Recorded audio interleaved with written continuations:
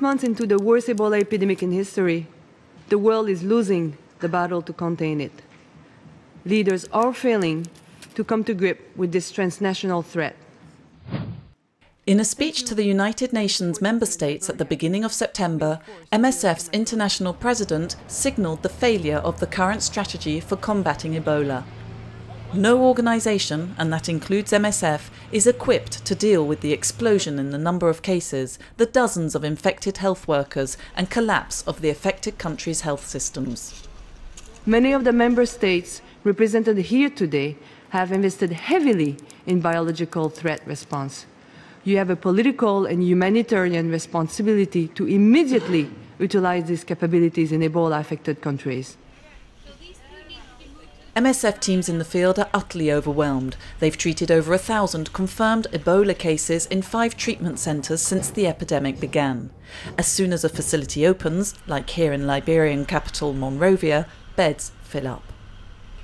All areas, all districts of the city today have people dying and people getting sick every day. They are asking for help. They don't know how to respond to this, because if they call the hotline, nobody will come and pick them up because the system is completely overstretched. There are too many and the response is too weak. MSF staff see coercive measures such as enforced quarantine only add to the panic and increase the risk of civil unrest. Equally counterproductive is cancelling international flights. Not only does it compromise humanitarian aid efforts, but it also weakens countries already in crisis. Punishing or isolating affected countries won't turn the tide of this unprecedented epidemic.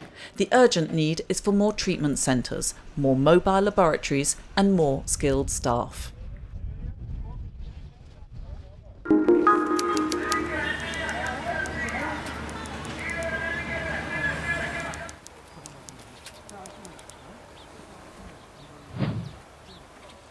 They couldn't escape the bombing, and now they can't go home, even though the war weapons have been silenced. The return to calm is relative for the many Gaza Strip inhabitants living without water or electricity in overcrowded schools or several families to an apartment. After this war, I don't think there is a hope. What hope after all these destructions and after the old buildings that was destroyed? I think Gaza needs more, as they say, 20 years to rebuild and to set up all the structures in Gaza. Everything is destroyed in Gaza. The Israeli offensive protective edge left over 2,000 people dead and thousands of casualties. Hospitals certainly won't be enjoying the return to peace, as the most seriously wounded will need multiple operations and other patients dressing changes and physiotherapy. And the psychological scars, especially children's, are going to need healing too.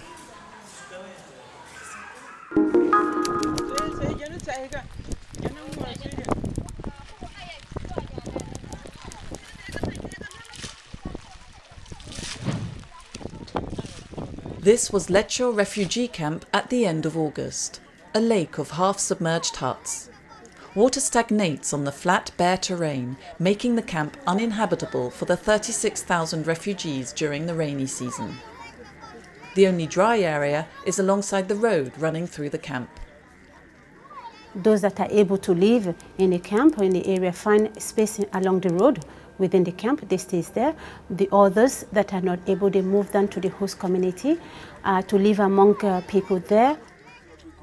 The United Nations and the Ethiopian administration in charge of refugees have decided to close the camp down without proposing a suitable alternative. If there is a possibility for the government to look for another area that is close to Lecco camp or other area, at least for this period of the rainy season where these refugees could be, that would be of a great relief, both for the refugees, both for the government, and also for the NGOs that are providing both water, health, and other facilities for the refugees. Meanwhile, MSF teams keep working. They managed to keep their patients dry in Lecco by raising medical and health centre tents above the natural ground level. But the rain and dire hygiene conditions pose a serious risk to health, and although consultations are usually for respiratory infections and malaria, hepatitis E has now broken out.